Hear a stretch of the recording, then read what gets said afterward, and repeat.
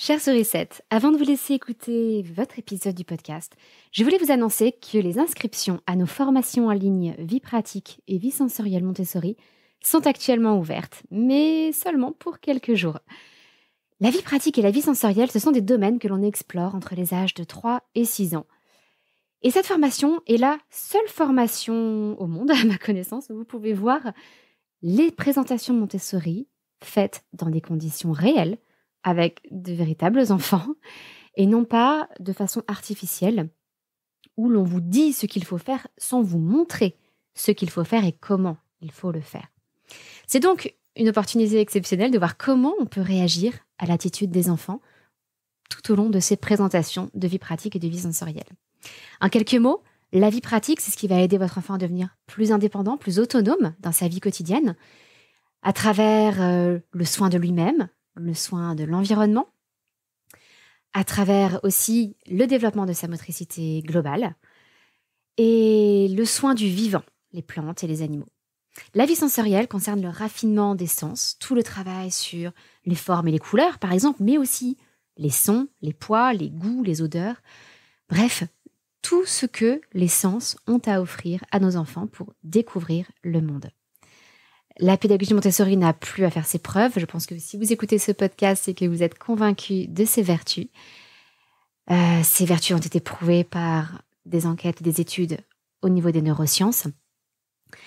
Donc si vous voulez ce qu'il y a de mieux pour votre enfant, que ce soit en parallèle de l'école, que ce soit pendant que vous les gardez à la maison, que ce soit en instruction en famille, eh bien, je vous encourage vivement à aller consulter les formations vie pratique et vie sensorielle Montessori. Tout se passe en ligne, à votre rythme, de chez vous. Donc c'est ce qui vous offre le moins de contraintes avec le plus d'opportunités d'apprentissage. Si vous voulez en savoir plus, le lien est dans les notes de l'épisode que vous êtes en train d'écouter. Et maintenant, je vous laisse à l'écoute de votre podcast. À très vite.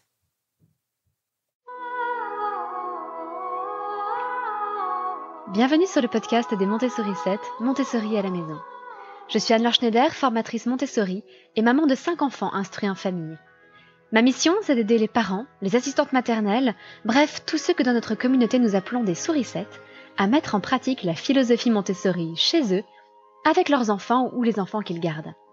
Dans ce podcast, nous parlerons donc de pédagogie Montessori, mais aussi de discipline positive, d'instruction en famille, ce que l'on appelle aussi l'école à la maison, de co-schooling et de bien d'autres choses encore. Entre 1932 et 1939, donc juste avant la Seconde Guerre mondiale, Maria Montessori a fait toute une série de conférences sur les liens entre l'éducation et la paix. Et il me semble qu'aujourd'hui, peut-être plus que jamais, ces conférences sont vraiment d'actualité. On pensait qu'il n'y aurait plus de guerre sur le territoire européen après la Seconde Guerre mondiale. Et c'est vrai que, peut-être si vous êtes de ma génération, on peut avoir le sentiment qu'il n'y a pas vraiment eu de guerre sur le territoire européen après 1945. Mais en fait, si. Déjà, il y a eu beaucoup de guerres civiles, en Grèce, à Chypre par exemple. Il y a eu beaucoup de conflits liés à la guerre froide, des révoltes populaires aussi.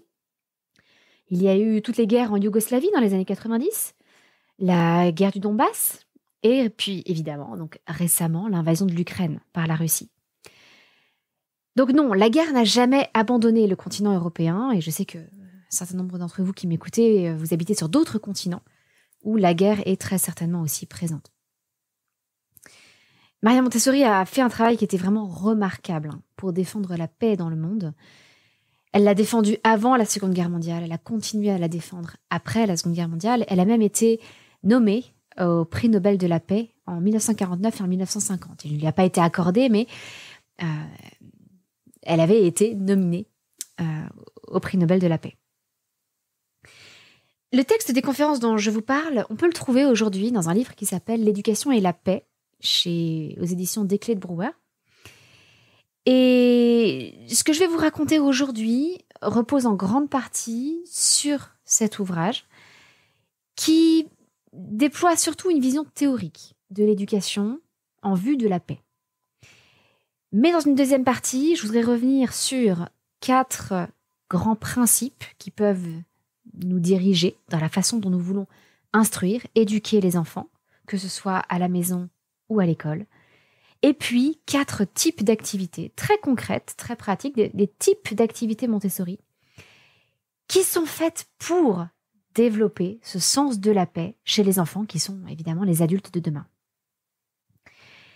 Alors, avant d'aborder ce côté plus pratique, il est important d'avoir une véritable pensée sur la paix et de bien comprendre les liens entre l'éducation et la paix. Et pour cela, je reprendrai les mots de Pierre Calame, qui a rédigé la préface de l'ouvrage dont je vous parlais, L'éducation et la paix, et qui écrit « Nous le savons bien, trop souvent les peuples qui gagnent la guerre perdent la paix qui suit. Car les valeurs nécessaires pour gagner la guerre, simplification, obéissance aux ordres, clarté de la distinction entre amis et ennemis, n'ont rien à voir avec les valeurs nécessaires pour construire une paix durable. La capacité à admettre et comprendre la complexité, la capacité à coopérer avec l'autre, l'esprit critique, le sens du compromis, la perception aiguë de l'unité et de la diversité simultanée du monde. » C'est la fin de la citation donc, de Pierre Calame. Et je trouve ça remarquable parce qu'en fait, à travers ces deux visions de la guerre d'un côté, de la paix de l'autre, on a aussi deux visions de l'éducation qui se détachent. Effectivement, une éducation autoritaire qui fonctionne par simplification, qui exige l'obéissance immédiate aux ordres, aux instructions qui sont données. Le fait d'avoir une vision très claire de certaines personnes qui sont nos amis, d'autres qui sont nos ennemis, tout ça, c'est un petit peu l'éducation, on va dire, traditionnelle, à l'ancienne. Alors que la capacité à comprendre la complexité, à coopérer avec l'autre, l'esprit critique, tout ça correspond déjà pleinement à la pédagogie Montessori et à peut-être certaines formes d'éducation nouvelles que l'on a tout intérêt à développer aujourd'hui, tout comme Maria Montessori, évidemment, cherchait à la développer avant et après la Seconde Guerre mondiale. En tout cas, le point de départ, c'est que la paix s'apprend. On apprend à faire la paix. Et cette paix, évidemment, on peut apprendre à la construire à l'âge adulte, mais comme beaucoup de choses, il est beaucoup plus facile de l'apprendre lorsqu'on est encore enfant. Maria Montessori disait que l'enfant a un pouvoir que nous n'avons pas, celui de bâtir l'homme lui-même. Elle disait aussi que la responsabilité d'éviter les conflits incombe aux hommes politiques, celle d'établir une paix durable aux éducateurs.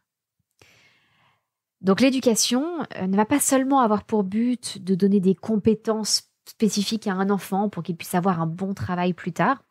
C'est vrai que souvent, on voit l'école comme un moyen pour aboutir à une fin, à savoir un bon métier, une bonne situation. Et bien là, dans la vision de Maria Montessori de l'éducation, elle devrait avoir pour but de développer chez l'enfant des valeurs morales. Et ça peut se faire de façon très concrète, pas seulement de façon théorique, mais ça, on y reviendra en deuxième partie. Il est donc important de ne pas voir la paix simplement comme la cessation de la guerre. Maria Montessori l'explique, et on l'a bien vu avec la Première Guerre mondiale, avec la Seconde Guerre mondiale. Lorsqu'il y a une victoire, à la fin de la guerre, eh bien le vainqueur impose sa loi aux vaincus. Et ces vaincus sont contraints à des sacrifices et ils sont punis. On a vu d'ailleurs comment les vexations de la Première Guerre mondiale en Allemagne ont engendré une rancœur, une rancune qui a explosé au moment de la Seconde Guerre mondiale. Et ce qui se passe justement lorsque les pays vaincus sont punis, c'est qu'en fait ce sont les peuples qui sont punis et pas seulement les dirigeants. Alors que si on est honnête, les peuples n'y sont pas pour grand-chose. C'est-à-dire que s'il y a un appel à la guerre, eh bien voilà, il y a les conscrits, tout le monde doit aller à la guerre. C'est rarement le peuple qui décide. Et toutes ces vexations, en fait, ne font qu'entraîner de futures guerres. C'est ce que je vous disais avec la Première Guerre mondiale, qui a entraîné d'une certaine façon la Seconde ensuite. Même chose pour la domination soviétique dans les pays d'Europe de l'Est, qui a engendré des révoltes populaires. C'est-à-dire qu'à un moment, à force de tirer sur la corde, les gens finissent par se révolter. Donc il faut faire très attention à vraiment voir la paix comme quelque chose qui se construit, qui se prépare. La paix ne consiste pas seulement à éviter la guerre et pas seulement à arrêter la guerre. La paix est, elle aussi, quelque chose d'assez organique, de vivant, qui se construit, qui se développe, qui se maintient. Au fond, c'est vrai que si on cherche les vraies causes profondes de la guerre, ça reste assez mystérieux. Souvent, on prétend que c'est lié à une détresse économique, par exemple, ou, comme je vous le disais, on parle de la rancœur suite aux conséquences d'une guerre précédente. Alors oui, tout ça, ce sont des facteurs. Et en même temps, ça n'est pas tout. Ça n'est pas tout parce que s'il suffisait d'avoir des économies qui fonctionnent bien et de ne pas humilier les vaincus lors des conflits précédents, on saurait éviter de nouvelles guerres. Or, on n'y arrive pas. On n'arrive pas à éviter toutes les guerres. Les guerres n'arrêtent pas, malgré l'ONU, malgré l'OTAN, malgré l'Union européenne, il y a toujours des guerres. Donc, il y a forcément derrière autre chose que des facteurs sociétaux externes ou sociaux, il y a forcément des facteurs psychologiques derrière. Et pour ça, pour s'en convaincre, on peut faire un petit peu le parallèle avec la peste. À un moment, j'ai un doute si c'était pendant l'Antiquité ou pendant le Moyen-Âge, j'ai un petit doute, mais on était convaincus que la peste était liée à des empoisonneurs qui piquaient les gens avec des aiguilles. On était convaincus que c'était un poison qui était transmis, ou qu'il y avait des empoisonneurs qui empoisonnaient l'eau des auberges. Et il y a des gens qui ont été condamnés pour ça, alors qu'en fait, il s'agissait tout simplement d'une maladie contagieuse. Et cette maladie contagieuse, aujourd'hui, on sait comment elle se développe, comment elle se propage. Et puis ensuite, après cette maladie, il y avait des épisodes de famine, puisque personne ne cultivait les champs pendant ces moments-là, pendant les moments de grandes épidémies de peste. Et puis, suite aux épisodes de famine, il y avait aussi des épisodes de démence qui se développaient. Donc, vous voyez, face à, quelque part, un phénomène naturel, une épidémie, on cherchait des coupables et on pensait qu'il y avait des empoisonneurs. C'est la même chose pour la guerre. Aujourd'hui encore, on a souvent tendance à attribuer la responsabilité de la guerre à une personne. Hitler, Staline ou plus récemment Poutine. Et on adopte parfois des postures ou des attitudes qui sont complètement contre-productives. Encore une fois, pendant les pestes, il pouvait y avoir des grands rassemblements de prières devant les églises au Moyen-Âge. Et on s'imaginait qu'en priant Dieu, que si la peste était un fléau de Dieu, eh bien en priant Dieu, on allait pouvoir échapper à la peste.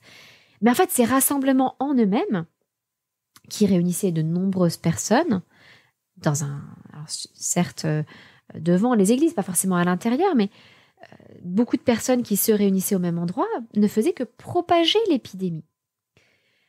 Donc vous voyez qu'on pouvait avoir des réflexes totalement contre-productifs. Eh bien, c'est un peu la même chose au niveau de la guerre et de la paix avec les alliances politiques. Je vous rappelle, alors si vous n'avez, c'est encore un petit peu loin peut-être pour vous, que la Première Guerre mondiale est devenue une guerre mondiale par le jeu des alliances. Ces alliances, elles avaient pour but de préserver la paix, en se disant, attention, si vous m'attaquez, la Russie va venir à ma rescousse, et c'est pas seulement moi que vous allez attaquer, mais aussi la Russie. Et donc il y avait comme ça tout un jeu d'alliances qui avait pour but d'être dissuasive. Mais en réalité, au moment où il y a eu l'assassinat de l'archiduc d'Autriche à Sarajevo, eh bien, le jeu des alliances a fonctionné et a fait en sorte que l'essentiel des pays d'Europe sont rentrés en conflit les uns contre les autres. Donc vous voyez que les alliances, comme les rassemblements de prières pendant les épidémies de peste, peuvent être totalement contre-productives. Donc c'est compliqué d'envisager la paix et la guerre. De la même façon, il y a eu alors c'est Maria Montessori qui fait ce rapprochement aussi, elle était médecin, et elle fait un parallèle, vous allez le voir, avec la révolution de l'hygiène personnelle. Pendant longtemps, ce qui était considéré comme des plaisirs, bien manger, les joies de la bonne chair, l'alcool, avoir une vie assez indolente, tout ça qui était considéré comme des plaisirs, dans la réalité, c'était quelque chose qui était plutôt porteur de mort. Ça affaiblissait l'organisme. On sait bien aujourd'hui que manger sans s'arrêter, manger des mets très gras, manger n'importe comment, ça engendre de l'obésité, que ça augmente le risque de crise cardiaque, etc., etc. Donc, en développant ces connaissances sur le corps humain et en médecine, on a changé de valeur et on a encouragé la frugalité, un mode de vie plus sain, le sport, l'exercice, comme aujourd'hui d'ailleurs, où il y a beaucoup plus de gens obèses aussi qu'il y a 50 ans, mais il y a aussi beaucoup de gens qui s'attachent à un mode de vie plus sain. Eh bien, Maria Montessori estime qu'il faut faire cette même révolution que la révolution de l'hygiène personnelle, mais en ce qui concerne la morale et la paix. L'idée est donc non pas seulement d'empêcher la maladie, à savoir la guerre, mais de développer une bonne santé, à savoir donc la paix. Toujours d'après Maria Montessori, elle estimait que le relâchement des mœurs, qui était considéré comme un progrès, est en fait une régression parce que ça nous fait perdre les exigences morales qui étaient facteurs de paix. De même pour la cupidité, qui est encore aujourd'hui très souvent au cœur des conflits. On le voit bien aussi aujourd'hui avec les ressources rares, même si la cupidité est moins une question d'argent ou de terre fertile, etc. La cupidité est toujours au cœur des conflits internationaux via les ressources les plus rares de notre planète.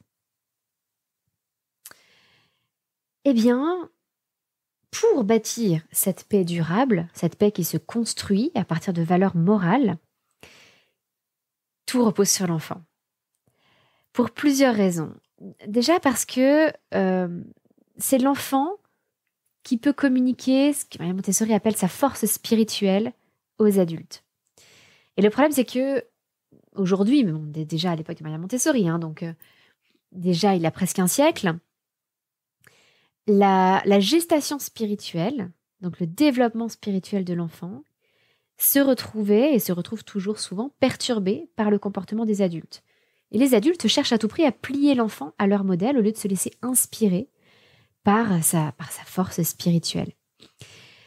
Et ça, on l'entend encore aujourd'hui, quand des adultes parlent de la fessée. Très souvent, ils font le parallèle avec les fessées qu'ils ont reçues petits. Et ils disent « Oh, nous, on n'en est pas mort, il n'y a pas mort d'homme, c'est pas bien grave, etc. » Sauf qu'en fait, c'est le signe que nous, adultes, qui avons grandi, effectivement, sans doute, avec la fessée, avec des claques, avec des violences verbales et physiques, on n'a pas forcément un psychisme très sain. Là où un enfant qui grandirait, alors je vais vous développer un petit peu tous ces principes proposés par Maria Montessori, avec des principes moraux beaucoup plus sains et avec un respect de la personne de l'enfant, eh bien cet enfant développerait un psychisme beaucoup plus sain à l'âge adulte et serait moins tenté de partir en guerre. Il serait un acteur de la paix dans le monde. Et on voit bien que lorsque on épargne ce genre de violence aux enfants, eh bien c'est là qu'ils peuvent montrer tout leur potentiel. Alors ils ne sont pas parfaits, loin de là, mais il y a quand même beaucoup de belles choses qui sont naturellement présentes chez l'enfant et que l'enfant développe naturellement.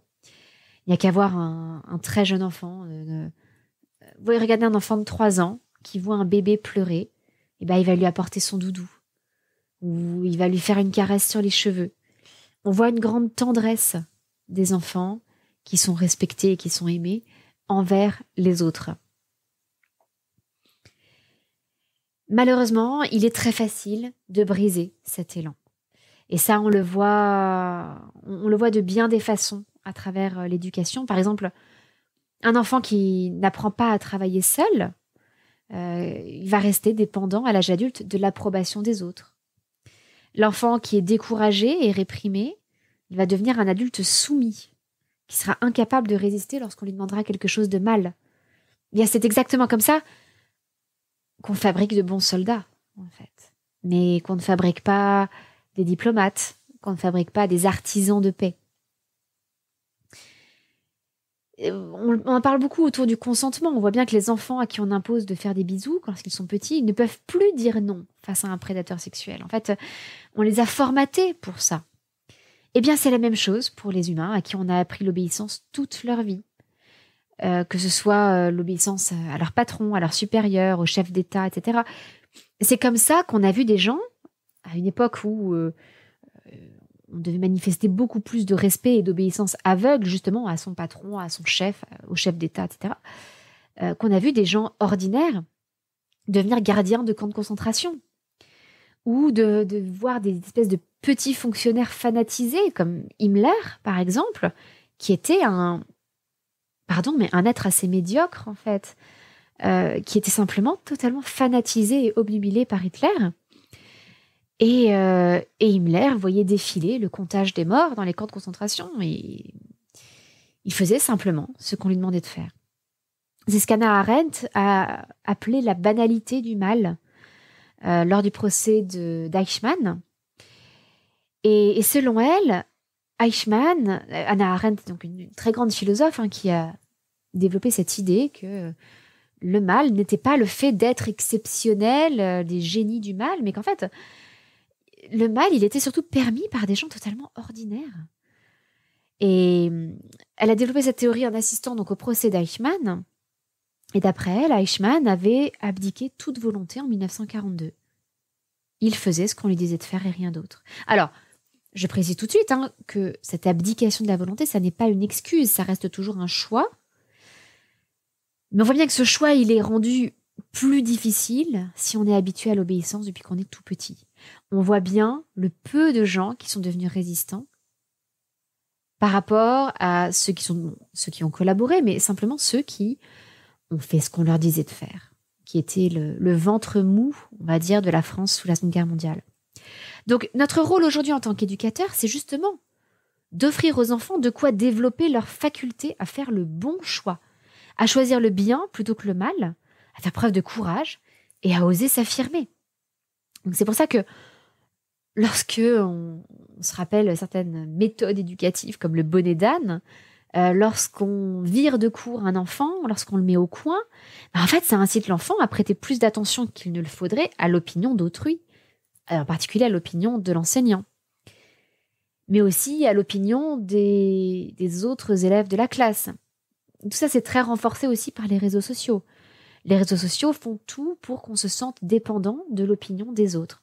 Eh bien, évidemment, tout ça, ça va encourager la volonté de faire comme les autres, de se plier à l'opinion de ce qui nous semble être la majorité. La majorité peut-être silencieuse, mais la majorité. Même chose dans notre système éducatif, en particulier français, il y a beaucoup d'occasions où on recrute sur concours.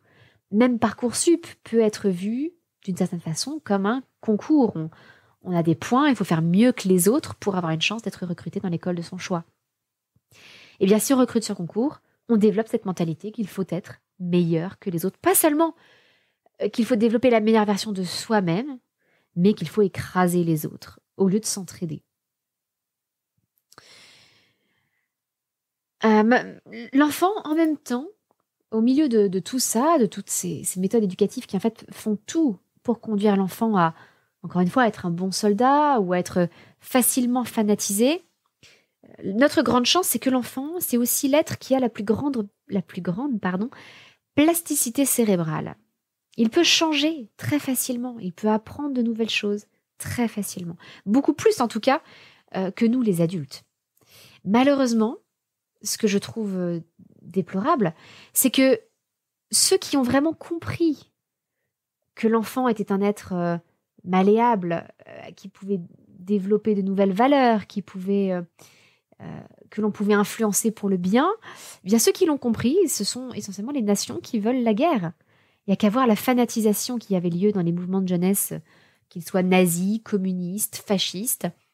Toutes ces nations orientées vers la guerre, qui étaient l'Allemagne, l'Italie, l'URSS, etc., ont commencé par fanatiser les jeunes et ont développé ces mouvements de jeunesse.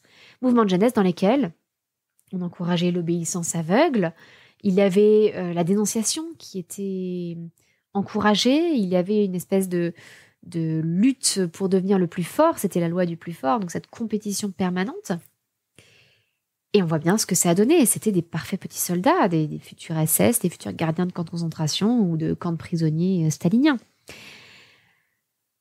Donc peut-être qu'on pourrait au contraire tirer parti de cette formidable plasticité cérébrale des enfants, de tout ce qu'ils peuvent apprendre pour les orienter vers une culture de paix. Maria Montessori défendait l'idée d'un homme nouveau et aussi d'un monde nouveau, d'un monde peut-être sans frontières, sans pays qui posséderait telle ou telle richesse, avec ce qu'elle appelait en revanche des familles humaines qui conserveraient leur langue, leur tradition, pour imaginer une famille française, mais pas de nation, parce que les nations mènent au nationalisme. Alors on peut se dire que c'est un petit peu naïf. Elle-même, Maria Montessori, parle de...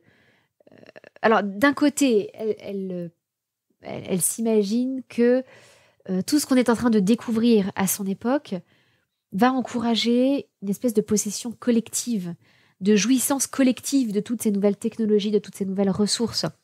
Elle parle de l'énergie solaire, elle parle de plein de choses comme ça. La réalité est évidemment plus complexe que ça.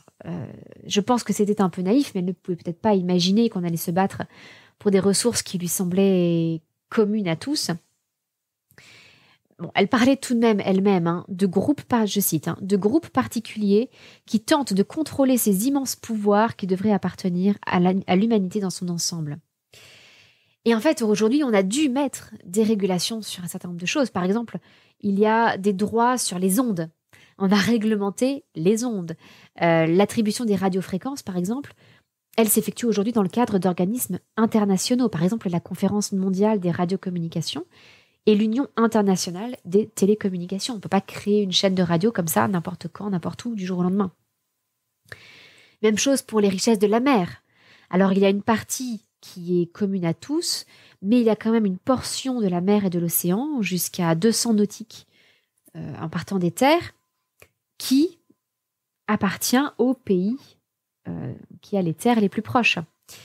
Et même si on peut se dire que le reste appartient à tout le monde, on estime que les grandes ressources océaniques devraient appartenir à tout le monde, eh bien, il arrive que la Chine, par exemple, s'approprie certaines zones.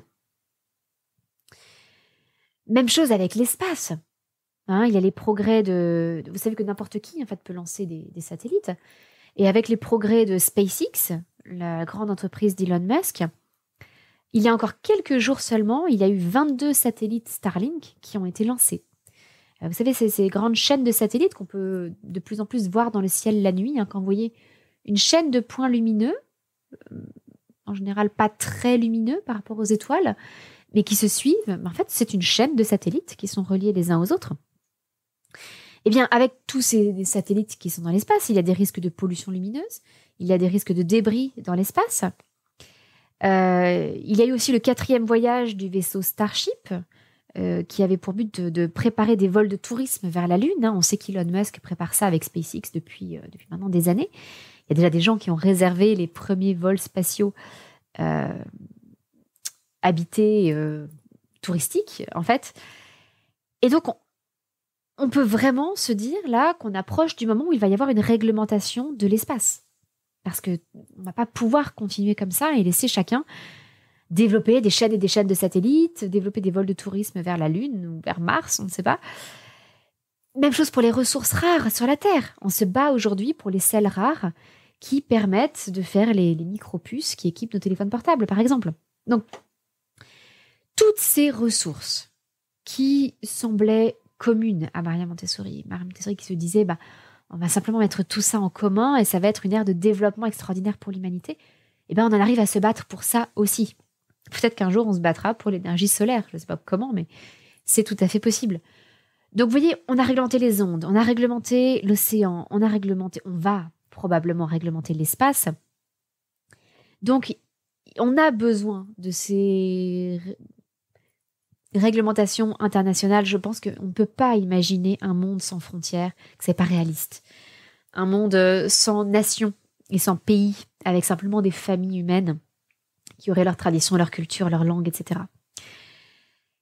Dans tous les cas, on va avoir besoin, et on a besoin dès aujourd'hui, en fait, de la coopération de toute l'humanité.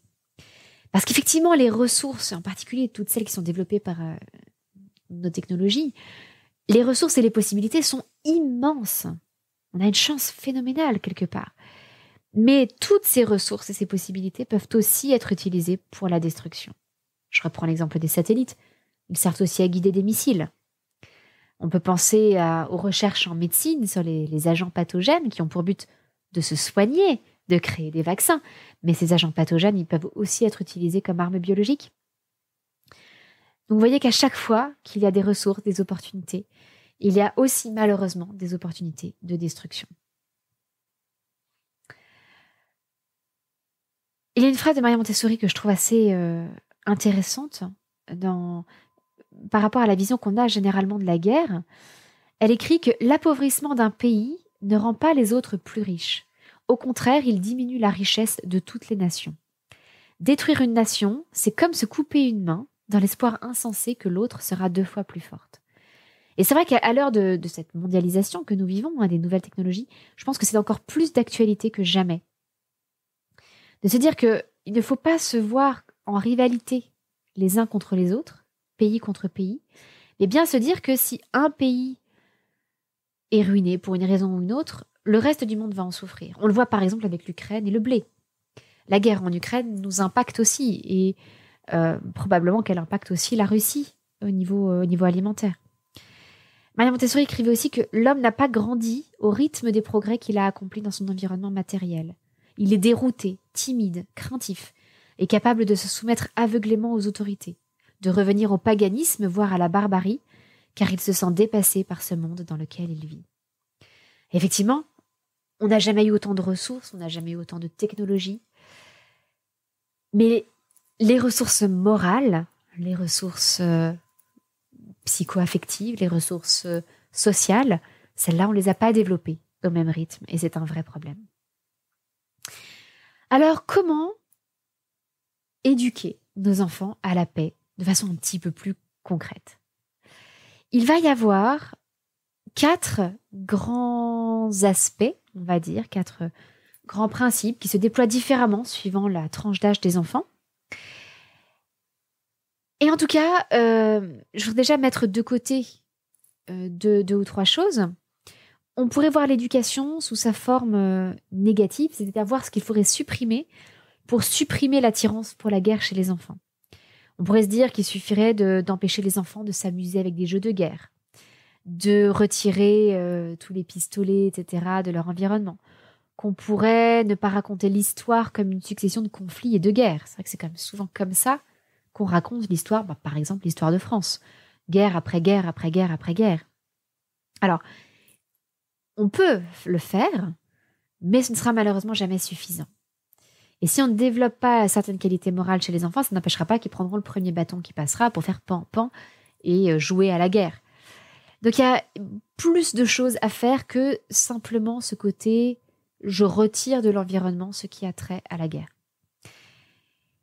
Il va y avoir, donc, comme je vous disais, 4 principes qui vont faciliter le développement harmonieux de l'enfant pour qu'il réalise tout son potentiel et puis qu'il devienne un adulte équilibré qui sera un artisan de paix. Et tout ça va se déployer sur 4 niveaux, 4 aspects fondamentaux à développer chez l'enfant. D'abord, son autonomie, dans les plus petits âges, de 0 à 6 ans. Développer sa vie sociale, entre 6 et 12 ans, et puis à l'adolescence. Ensuite, développer son travail et sa responsabilité sociale. Ça à travers l'âge adulte, 18, 24 ans, le moment où le jeune va prendre sa part dans la société. Et puis enfin, simplement, la vie, la vraie vie de l'enfant qui sera devenu adulte, mais une vie pleine, entière. Donc, tout ça, on va le développer petit à petit chez les enfants. Pour développer l'autonomie, tout va passer par l'environnement préparé. Il va falloir proposer dès la naissance à l'enfant un environnement préparé dans lequel il va pouvoir se développer et apprendre. Donc, l'intérêt de développer l'autonomie à travers cet environnement préparé, c'est que l'enfant va pouvoir résister, va pouvoir affirmer sa personnalité plus tard et donc résister à tous ceux qui voudront le fanatiser et l'entraîner dans une guerre et dans des conflits. Pour ça, il faut que l'enfant soit sécure, j'aime pas trop ce néologisme, mais qui dit bien ce sentiment de sécurité chez le très jeune enfant. Et puis le développement à partir de ce sentiment de sécurité, le développement de son autonomie. Il faut bien se dire que le tout petit a des capacités incroyables. On voit bien que le bébé, il est capable d'apprendre une langue. Il est capable de connaître l'utilisation de tous les objets qui l'entourent. Et ça, quasiment dès la naissance. C'est-à-dire que dès la naissance, un enfant va repérer, va savoir qu'une personne parle une langue différente de la sienne, de celle de ses parents. Il va être surpris si vous vous mettez à vous brosser les cheveux avec une gourde. Et il va être surpris si vous essayez de boire avec une brosse à cheveux. Et très vite, dès quelques jours, quelques semaines, il intègre l'utilisation de tous les objets qui l'entourent. Donc ce petit enfant, dès la naissance, il va falloir le nourrir. On va lui permettre de travailler petit à petit à son autonomie qui va lui permettre de développer son individualité. Et à travers le développement de l'individualité, ce qu'on développe, c'est l'idée de la valeur de chaque vie humaine et l'harmonie avec le reste de son environnement. Donc si chaque être humain grandissait en ayant conscience de la valeur de sa propre vie humaine et donc de la valeur de la vie humaine de ceux qui l'entourent, et qu'il apprenait à vivre en harmonie avec le reste de son environnement, bien déjà on éviterait énormément de risques de guerre. Cette harmonie avec l'environnement, elle est importante parce que on n'agit en fait jamais de façon isolée. On agit toujours en réseau, en lien avec les autres et avec le monde qui nous entoure. Donc ça, l'enfant, il va le découvrir très vite. On a parfois l'impression que la pédagogie Montessori chez les jeunes enfants développe surtout l'individualisme. En fait, pas du tout. C'est qu'elle permet à l'individu de se construire, de se développer dans de bonnes conditions pour devenir un individu qui a confiance en lui et qui a aussi confiance en les autres. Et à partir de son sentiment de sécurité intérieure, à partir de cette confiance vis-à-vis des autres, eh bien, on peut vivre en harmonie avec les autres. Donc ça, c'est le premier grand principe qui va nous guider dans la pédagogie Montessori et qui va permettre d'aller vers la paix pour nos enfants, en tout cas de les éduquer vers la paix. C'est l'environnement préparé et le développement de l'autonomie des jeunes enfants. Ensuite, il va y avoir le développement de toute une préparation spirituelle, en fait, de l'enfant. Et là, c'est plutôt ce qu'on pratique chez les 6-12 ans. On va petit à petit éveiller l'enfant à ce qui l'entoure, au monde auquel il appartient. On commence à l'échelle la plus petite, évidemment, la famille, et puis on remonte. Ça peut être l'école, la communauté, ça peut être le voisinage, le quartier, la ville, la région, le pays, le continent, le monde, l'univers. Voilà, prendre conscience petit à petit de toutes ces boîtes gigognes, si vous voulez, auxquelles on appartient. Cette époque, vers les 6-12 ans, c'est avant tout une préparation spirituelle. Il est fondamental, évidemment, de respecter la personne de l'enfant et de modéliser, de lui donner l'exemple du comportement qu'on doit avoir vis-à-vis des autres. C'est comme ça qu'on va l'aider à développer son sens moral et sa capacité d'autodiscipline. Donc le principal ne va pas être de transmettre à l'enfant des connaissances, ni même des savoir-faire, mais de laisser jaillir chez lui le développement normal de l'homme nouveau. C'est-à-dire que il ne s'agit pas de modeler un enfant à sa façon, à sa sauce, il s'agit vraiment de lui donner les moyens de se développer tel qu'il devrait se développer pour aboutir à ce fameux homme nouveau que Maria Montessori évoque. Et donc, lorsque on voit des adultes aujourd'hui qui sont cupides, qui veulent ce que possèdent les autres, par exemple un certain président russe, eh bien, ce sont généralement des hommes dont le développement a été entravé. De différentes façons, par exemple par une autorité excessive, ça peut être aussi par un laxisme excessif. Vous savez que la pédagogie Montessori et la discipline positive se rejoignent complètement là-dessus. C'est un équilibre entre fermeté et bienveillance, entre liberté et discipline. Eh bien, cet équilibre entre liberté et discipline va se manifester dans le travail de l'enfant, travail qui va nourrir sa personnalité et lui permettre de développer son début de vie sociale. Donc, chez les 6-12 ans, c'est ce développement moral, normal, qu'on va permettre, qu'on va laisser se dérouler à travers le travail. C'est le travail qui va venir nourrir tout ça, développer toutes ces belles qualités. Et ce qui est formidable, c'est que le développement de l'enfant va rejaillir sur les adultes aussi. Les adultes aussi vont se développer en parallèle de l'enfant, à condition évidemment de respecter ces principes pédagogiques. Le respect qu'on va avoir pour l'enfant va nous permettre aussi de développer davantage nos propres qualités morales. Il y a une phrase que je trouve très belle dans l'éducation et la paix. Je préfère la version en anglais, j'avoue, mais bon, je vais vous donner la traduction en français. L'enfant se développe, et je ne connais pas la version en italien qui est sans doute plus fluide aussi. L'enfant se développant harmonieusement et l'adulte s'améliorant à ses côtés, ne trouvons-nous pas là une image très émouvante et tout à fait motivante? Voilà, je vais vous le dire en anglais, mais the child developing harmoniously and the adult improving at his side makes for a very attractive and exciting adventure. A picture, pas adventure. Donc voilà comment on va pouvoir travailler avec les 6-12 ans.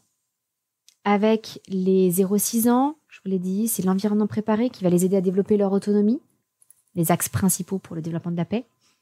Chez les 6-12 ans, c'est un début de vie sociale, on modélise, on les aide à développer leur qualité morale à travers le travail, en les ouvrant petit à petit, de la plus petite des catégories à laquelle ils appartiennent, à savoir la famille, jusqu'à l'univers tout entier.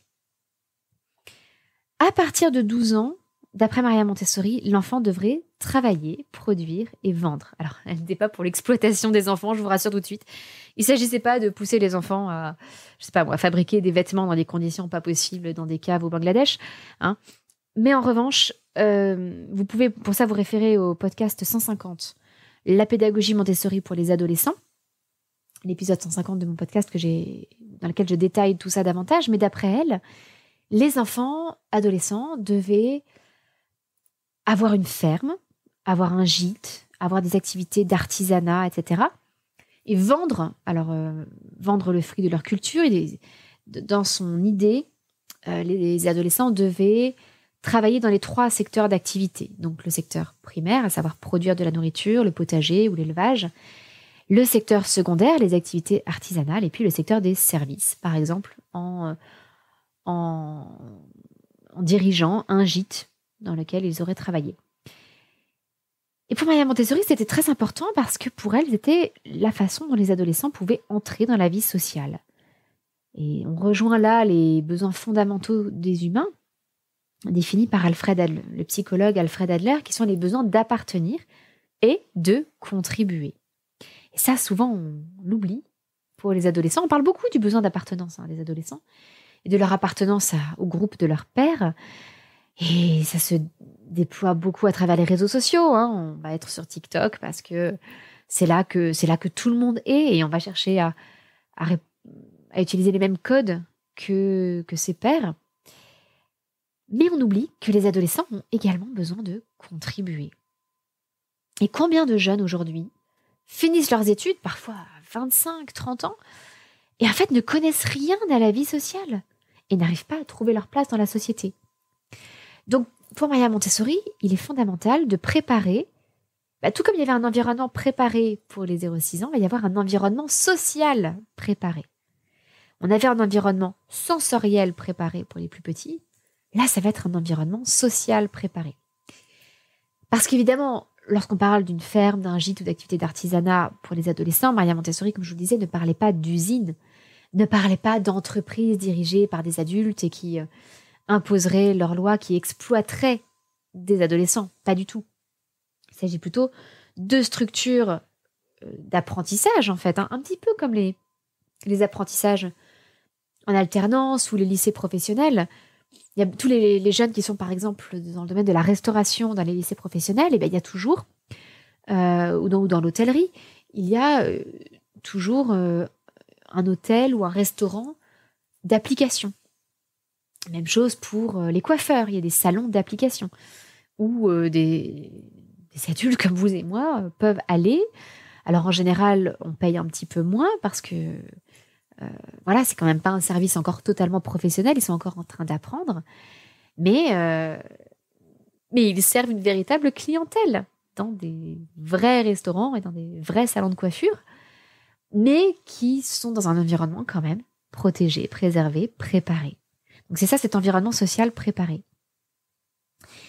Et à partir de tout ça, c'est là où on arrive au 4e stade, et où, d'après Maria Montessori, on aboutit alors à l'homme, je cite, l'homme nouveau qui n'a aucun de nos défauts, l'être humain travaillant avec diligence, guéri de tous ses maux.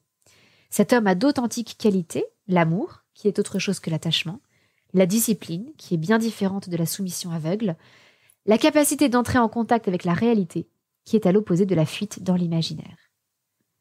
Alors là aussi, l'imaginaire, on retrouve des principes chers à Maria Montessori. J'ai moi-même fait un podcast sur les différences entre imaginaire et imagination. Vous pouvez chercher sur Google imaginaire, imagination, Montessori. Vous devriez tomber sur un article que j'ai écrit ou un podcast que j'ai enregistré là-dessus. Donc ça, c'est le dernier stade, le stade de la vie, en fait, où l'homme va pouvoir mettre en pratique toutes ses qualités morales qu'il aura développées au fur et à mesure de toute sa vie. Donc je récapitule ces 4 grands stades, ces 4 grands principes qui vont nous animer dans chacun de ces stades. Le premier stade, c'est celui de l'enfant de 0 à 6 ans, qui va développer son autonomie grâce à un environnement préparé. Le deuxième stade, c'est l'enfant de 6 à 12 ans, qui commence à développer une certaine vie sociale, et cela à travers la découverte petit à petit du monde entier, l'élargissement de son univers, et le développement donc de ses capacités morales à travers le travail. Ensuite, à partir de 12 ans, chez les 12-18 ans, c'est vraiment l'accomplissement de cette vie sociale, là encore à travers le travail, mais d'une façon quand même davantage intégrée dans la vie sociale de tous, dans la vie sociale des adultes. Il s'agit de prendre sa place, de découvrir sa responsabilité sociale, de prendre sa place dans le monde. Et puis, après 18 ans, eh bien, de prendre pleinement sa place dans la vie, tout simplement, de jouer son rôle au sein de sa famille, de sa communauté, de ses amis, de son pays, de son monde.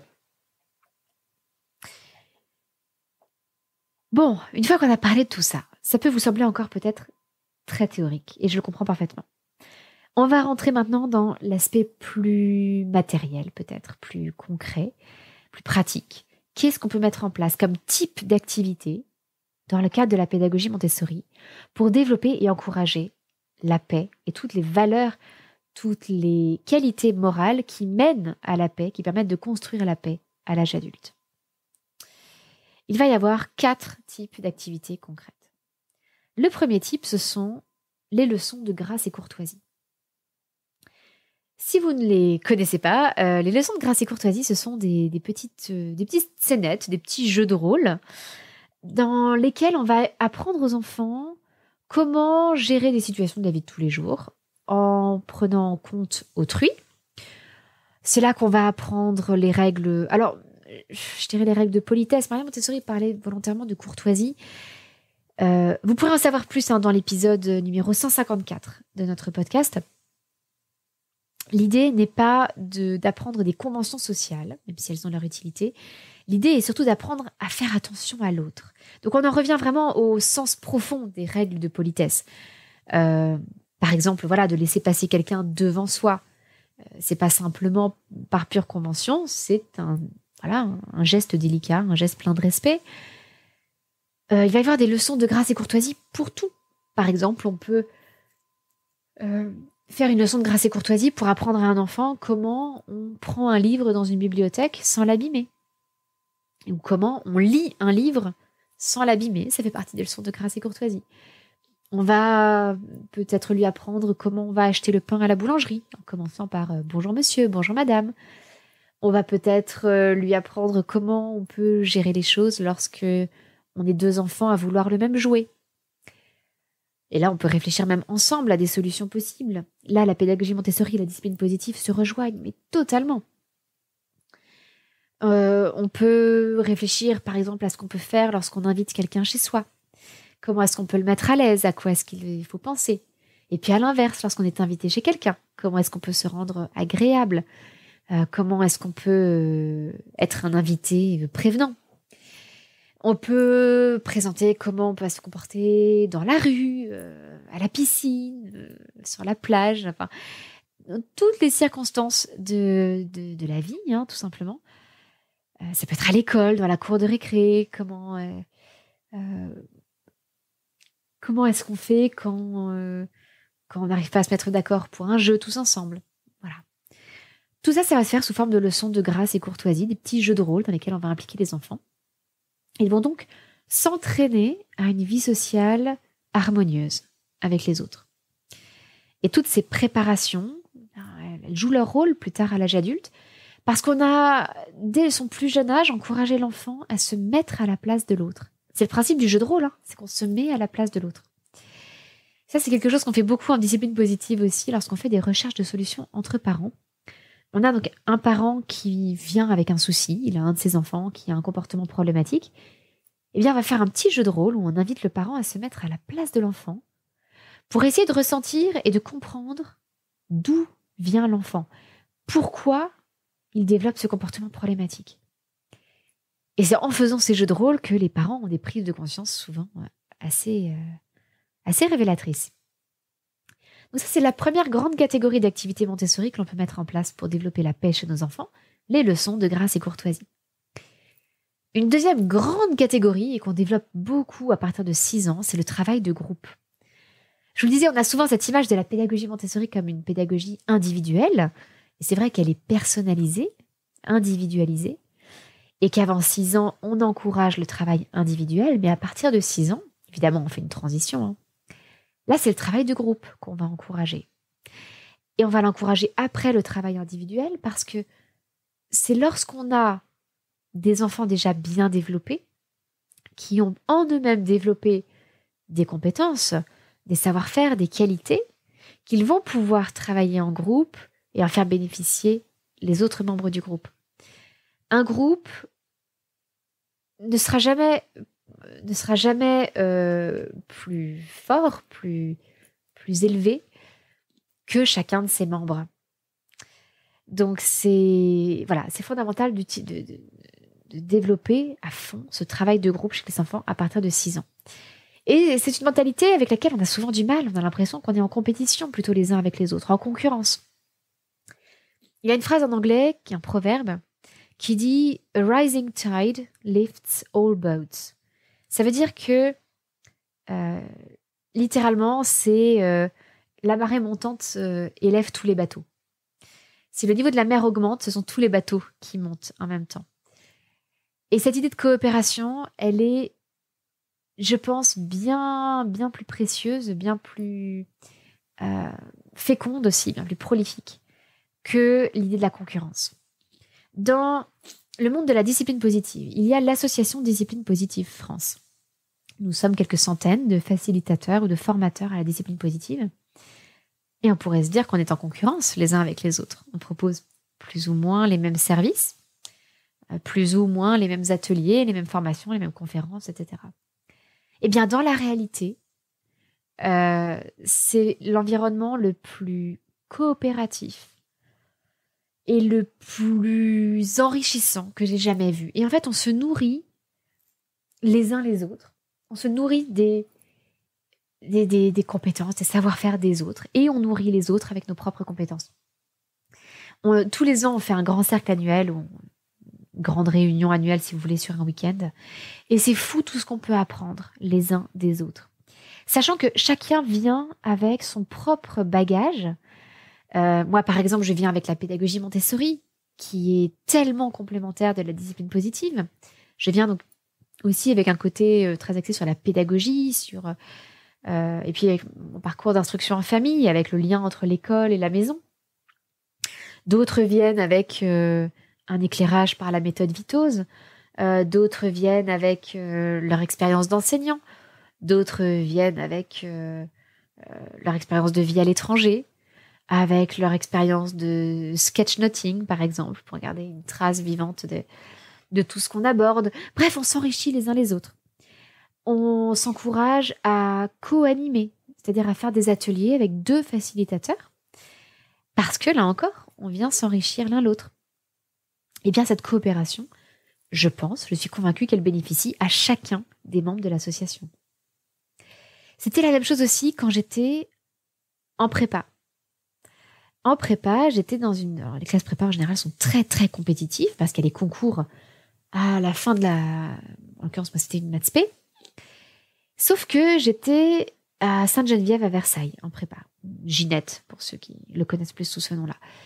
Et à Ginette, c'était un établissement qui avait hérité de la pédagogie jésuite et les jésuites encourageaient cette coopération. Donc, par exemple, pendant l'année, on faisait des groupes pour faire les exercices. Il y avait toujours un 5/2, donc un redoublant, qui encadrait un groupe de travail pour faire les exercices qu'on devait faire dans la semaine et qu'on travaillait par petits groupes pour les faire. Et puis à la fin de l'année, pour préparer les concours, donc au moment des vacances de Pâques, eh bien on partait en groupe de Pâques. C'était pendant une semaine, si je ne m'abuse. C'était 1 ou 2 semaines. Je crois que c'était une semaine. On partait par petits groupes de 3 ou 4 dans un environnement. Alors certains partaient dans des monastères. Alors pour le coup, ils avaient peu de distractions. Ou parfois, on partait dans la maison de l'un ou de l'autre, dans un environnement en général assez calme. Et pendant tout ce temps-là, on travaillait ensemble, on s'entraidait. Le matin, on faisait des devoirs sur table qu'on corrigeait ensemble. Et puis, l'après-midi, on travaillait plus individuellement. Mais donc, on avait tous ces temps en commun et ces temps en individuel. Et l'idée des jésuites, et l'idée de Ginette, a priori, Ginette est quand même une des meilleures prépas de France. Vous pouvez quand même vous dire que s'ils ont maintenu ce principe des groupes de Pâques, c'est qu'ils voyaient les résultats derrière au niveau des concours. L'idée est qu'en s'entraidant, on obtiendra de toute façon de meilleurs résultats, alors à 3 ou 4, que tous ceux qui ne se sont pas entraidés. Donc peut-être que, oui, si on s'entraide à 3 ou 4, peut-être que dans le groupe, je serai la dernière des 4. Mais je serai quand même au-dessus. Même si je suis la dernière des 4, je serai au-dessus de tous ceux qui n'ont coopéré avec personne et ne se sont entraidés avec personne. Ça, c'est un précepte de la discipline positive. On fait mieux quand on se sent mieux. Dernier petit parallèle que je voulais vous faire, éclairage sur cette importance du travail de groupe. Parce que je sais que c'est difficile de quitter cette mentalité de la compétition.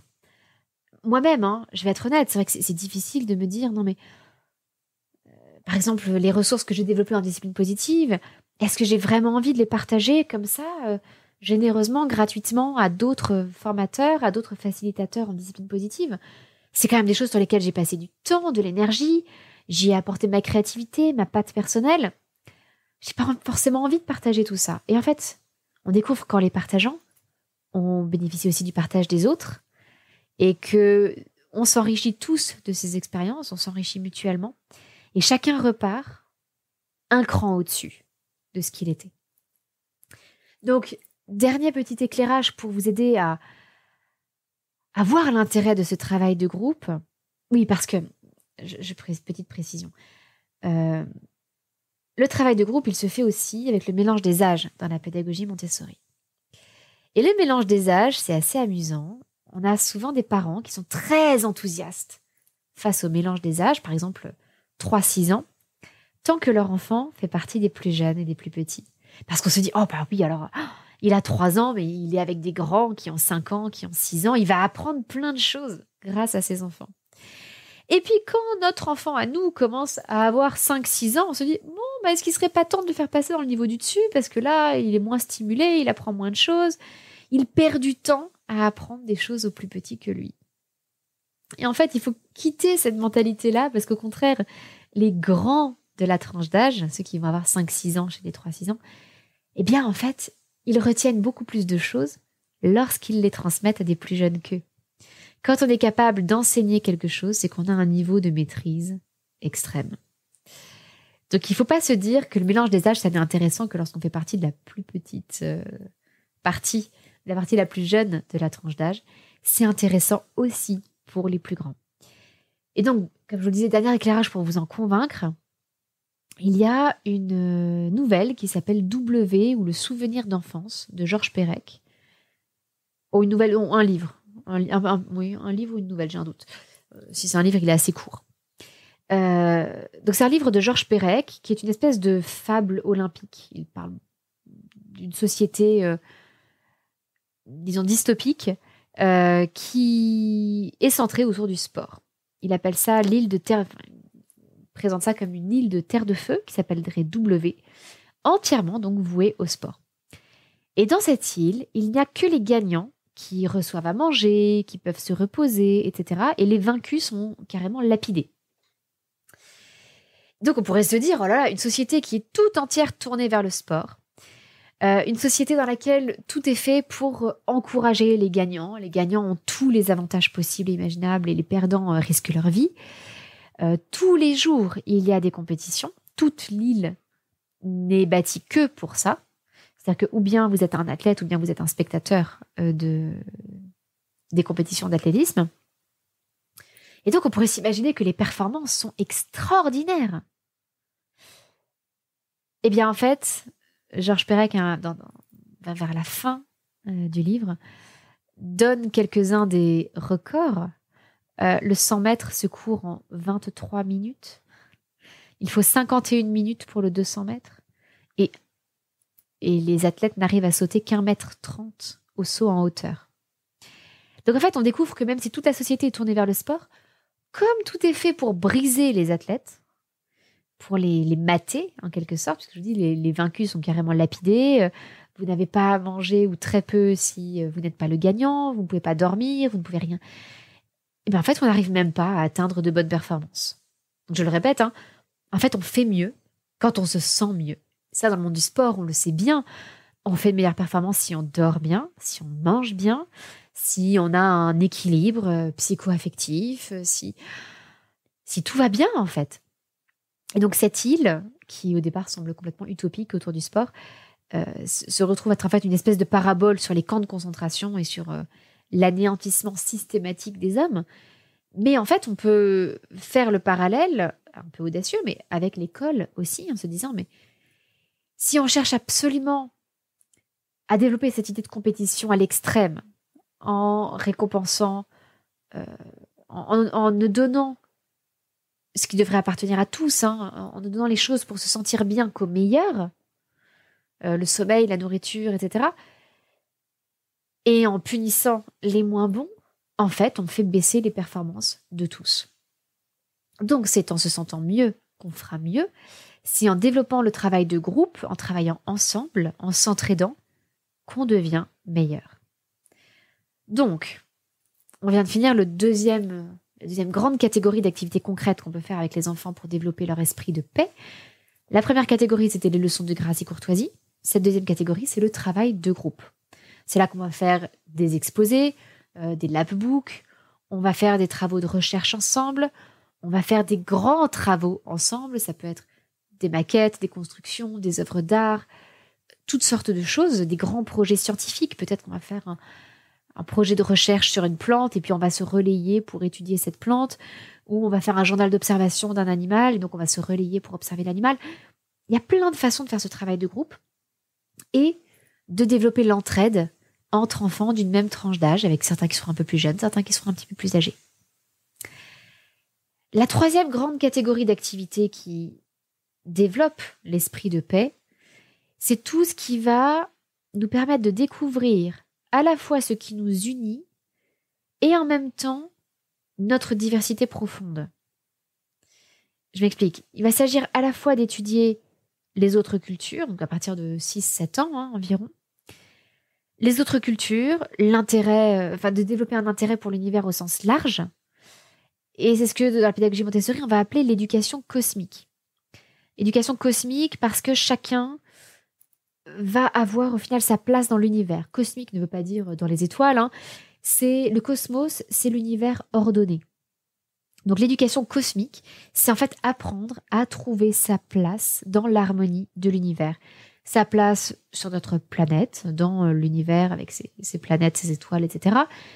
Sa place dans la Terre avec sa faune, avec sa flore, l'environnement en général, sa place dans l'humanité, sa place dans sa société. Et donc, il va être important à la fois de prendre conscience de ce qui nous unit entre hommes, par exemple, et découvrir, accepter, aimer la diversité profonde de l'univers. Ça peut être la diversité des espèces, de la faune et de la flore, la diversité des cultures, des peuples, des traditions, des histoires. Et donc, on a à la fois cette unité et cette diversité. Vous avez peut-être déjà vu le film le jour de Noël, ou pardon, la trêve de Noël, j'ai un petit doute, je vais vérifier, qui parle de ces fameuses trêves de Noël sur le front pendant la guerre de 14-18. Et il s'agit d'événements réels, ça s'est réellement passé. Je suis en train de vérifier, mais je crois que c'est la trêve. Oui, c'est la trêve de Noël. Donc, ce sont des événements totalement véridiques. Effectivement, pendant les Noëls de 14-18, il y a eu des trêves sur le front. Ça s'est passé de différentes façons, mais à chaque fois, il y a un côté qui a contacté l'autre côté, qui a agité un drapeau blanc. Les soldats se sont retrouvés en fait autour de ce qu'ils avaient en commun. Ça peut être la religion, les cantiques, ils se sont mis à chanter des chants. Et le Stille Nacht, qui est Douce nuit en français, on a le même chant, sauf qu'il a été traduit, mais il est tout aussi connu en France qu'en Allemagne, Douce nuit, Sainte nuit. Donc ils se sont retrouvés autour de la religion, de la fête de Noël, ils se sont retrouvés parfois autour du foot, ils ont fait des matchs de foot au milieu des tranchées, autour des cigarettes, tout simplement. Donc dans leur humanité commune, où ils trouvaient simplement une forme de réconfort dans la cigarette. Alors je ne sais pas si le fait de dire ça, je dois dire quelque chose comme fumer c'est mal, ça entraîne des cancers du poumon, etc. Bon, c'est évident que je ne suis pas là pour défendre la cigarette. Mais en l'occurrence, c'était quelque chose qui les rapprochait. Ils se retrouvaient autour de la souffrance de la guerre. Ils se sont laissés des trêves pour enterrer leurs morts. C'était une souffrance partagée.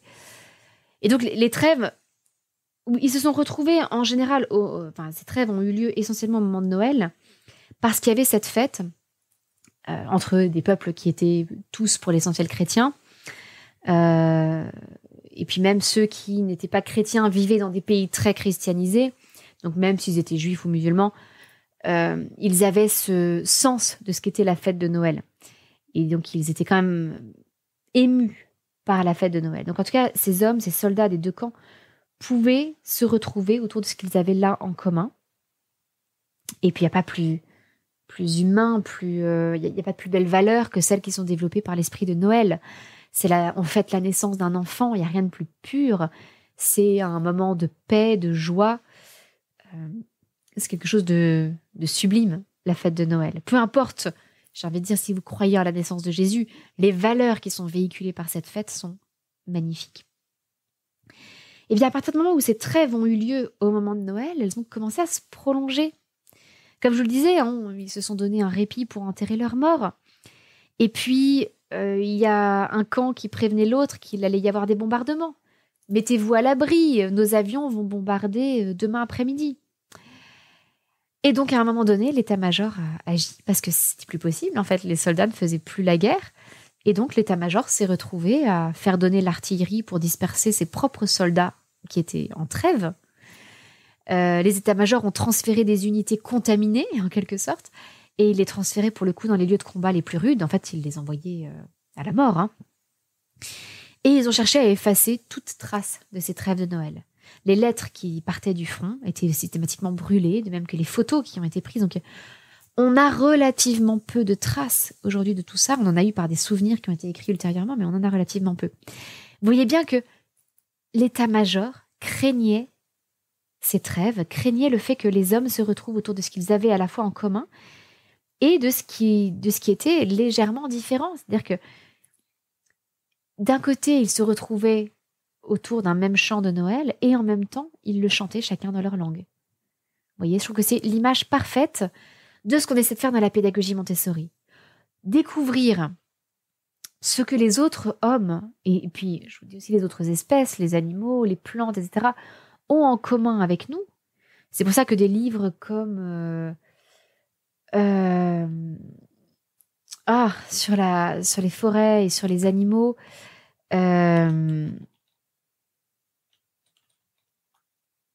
La vie secrète des arbres, la vie secrète des animaux, on découvre des choses passionnantes sur les espèces végétales, les espèces animales, qui développent nos capacités d'empathie et notre souhait de prendre soin de la création de l'environnement. Il y a un certain nombre de problèmes aujourd'hui pour des problèmes nouveaux, je dirais, qui s'opposent au développement de cette union entre les êtres humains. Et une de ces grosses sources de problèmes, ce sont, comme souvent, les réseaux sociaux.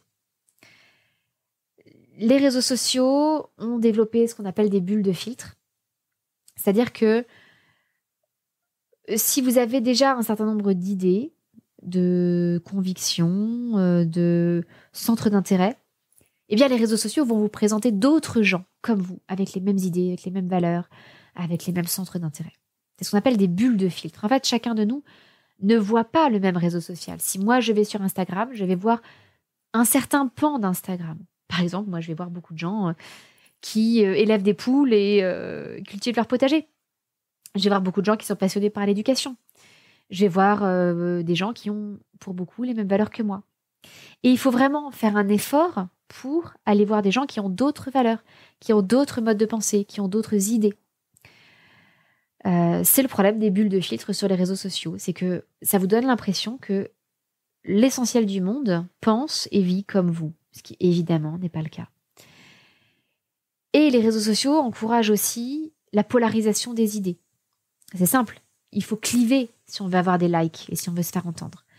Je sais très bien que si je voulais faire le buzz, si je voulais avoir plus de vues sur mes publications sur les réseaux sociaux, mais il faudrait que je sois provocatrice, que je cherche à cliver les gens. Les posts qui ont le plus de succès, ce sont ceux où les gens se disputent sans arrêt dans les commentaires et s'insultent.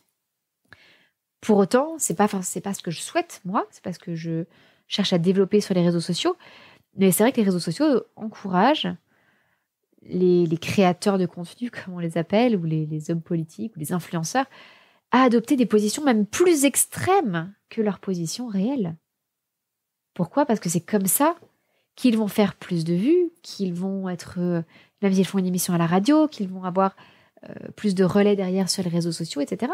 C'est pour ça que les hommes politiques sont de plus en plus bravaches ou provocateurs dans leur pensée, dans leurs paroles.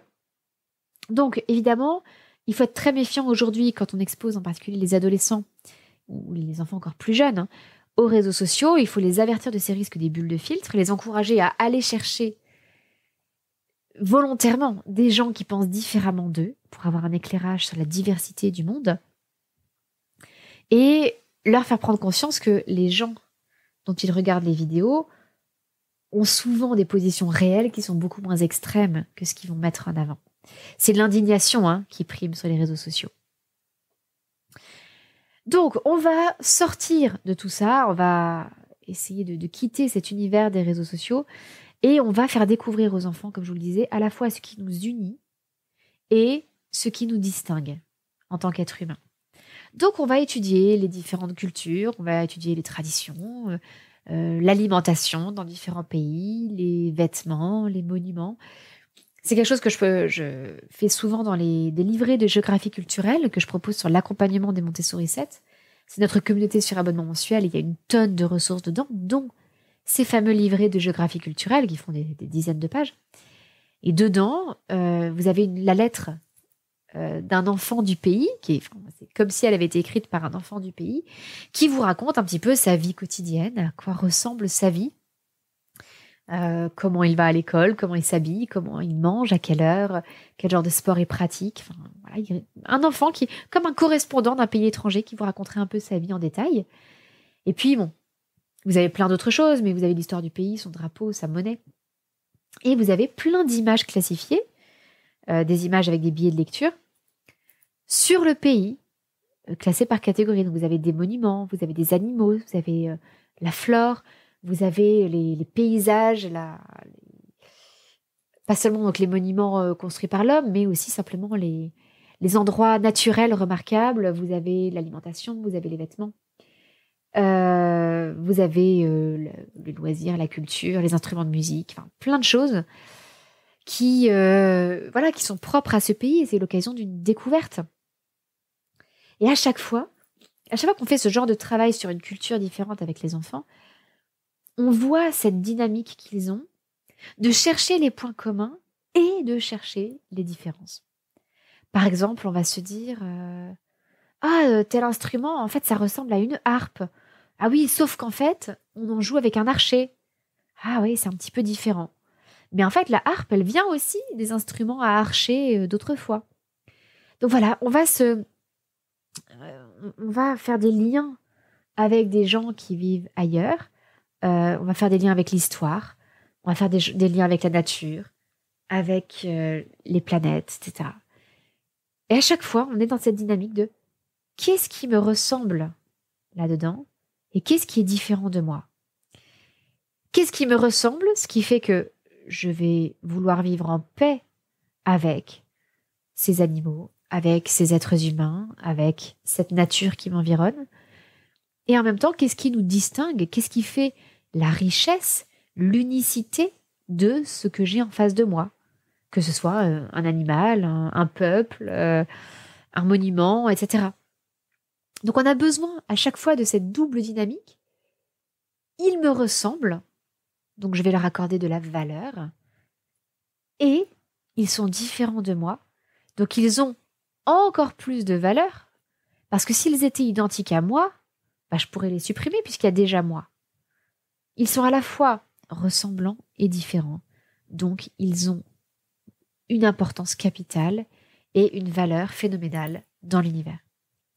Donc je récapitule là les 3 grandes catégories qu'on a déjà vues d'activités Montessori concrètes, les leçons de grâce et courtoisie, le travail de groupe et puis tout le travail d'éducation cosmique où on va découvrir ce qui nous unit et notre diversité profonde. Et le dernier axe, la dernière grande catégorie d'activités, ce sont toutes les activités qui vont nous aider à prendre conscience de l'interdépendance de tout dans l'univers. Nous sommes interdépendants avec les plantes, avec les animaux, avec notre planète au sens géologique, les roches, le magma, etc. Nous sommes interdépendants avec le soleil et évidemment aussi avec les peuples du monde entier. Donc on va faire des expériences, on va travailler différentes choses avec les enfants. Par exemple, le fait que la Terre, au sens l'humus, la Terre est issue de la décomposition du vivant. On a pu découvrir lorsqu'on réintroduisait le loup dans un écosystème que ça permettait de rétablir un équilibre parce qu'il régule les populations des herbivores. Le loup va manger par exemple des cerfs et donc il va permettre à la forêt de se développer, là où les herbivores sinon grignotaient toutes les jeunes pousses d'arbres. Donc l'introduction du loup va aboutir à une reforestation. Ça paraît fou. Prenez les coraux dans les océans. Le corail extrait du carbonate de calcium. En fait, les fleuves, en se jetant dans la mer et dans l'océan, déposent du carbonate de calcium dans la mer et dans l'océan. Eh bien, les coraux vont extraire ce carbonate de calcium pour former leur récif de corail et maintenir ainsi la composition chimique de l'eau. Sinon, le carbonate de calcium ne ferait que sans arrêt augmenter dans l'eau, etc., etc. Nous sommes tous interdépendants. Sans les arbres, nous ne pourrions pas respirer.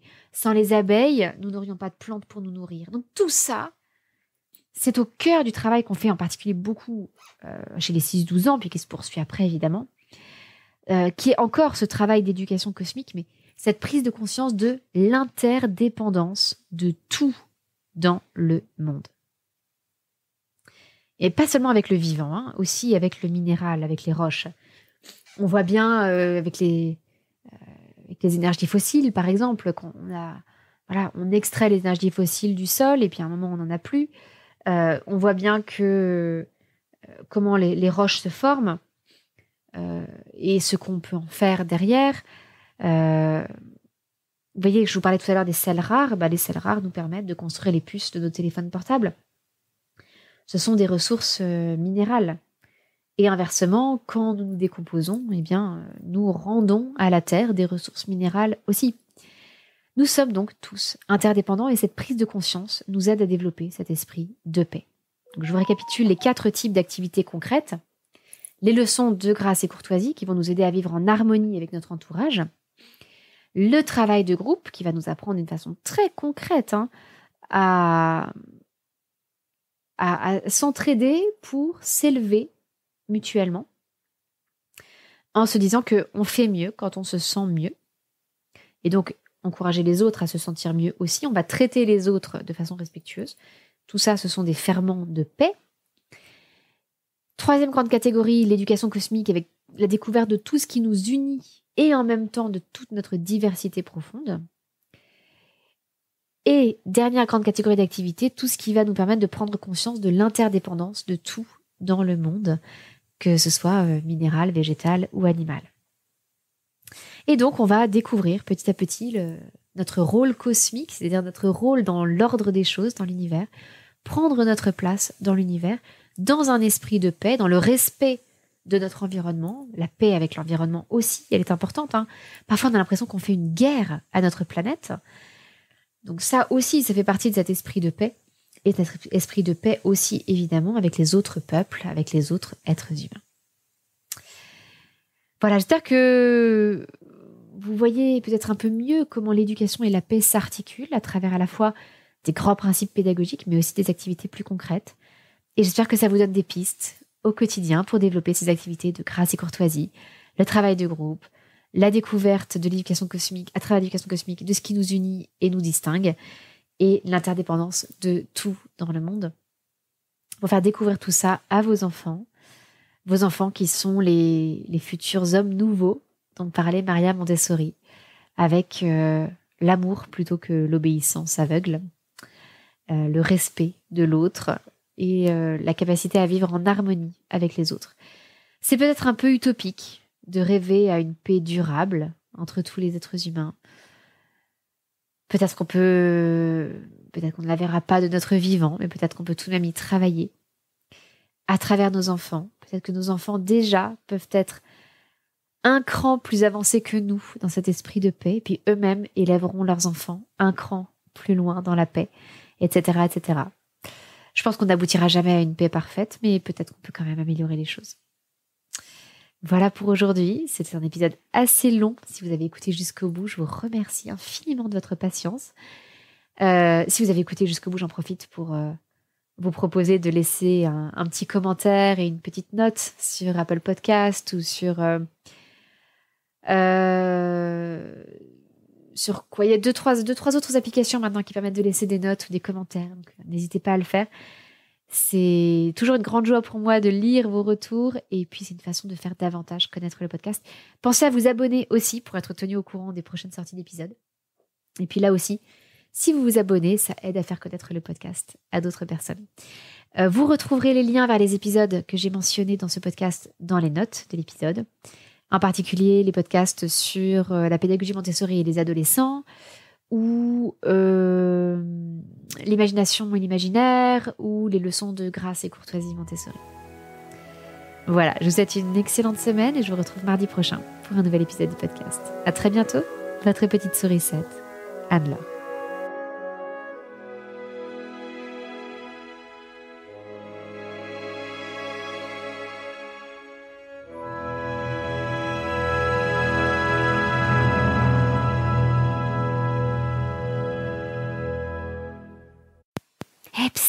Avant de nous quitter, je vous rappelle que vous n'avez plus que quelques jours pour vous inscrire à mes formations en ligne Vie pratique et vie sensorielle Montessori.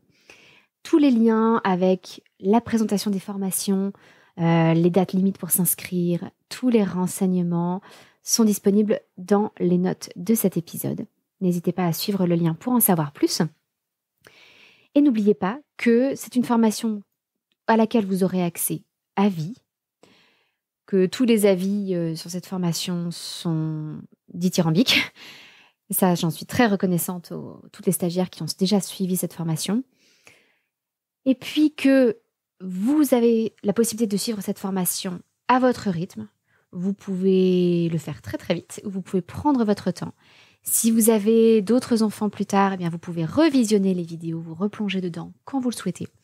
Et en plus, je vous explique en détail comment réunir le matériel nécessaire pour les présentations ou comment le fabriquer vous-même avec des tutoriels, avec des explications sur ce à quoi il faut faire attention au niveau du choix des matériaux, au niveau de la taille des objets, etc.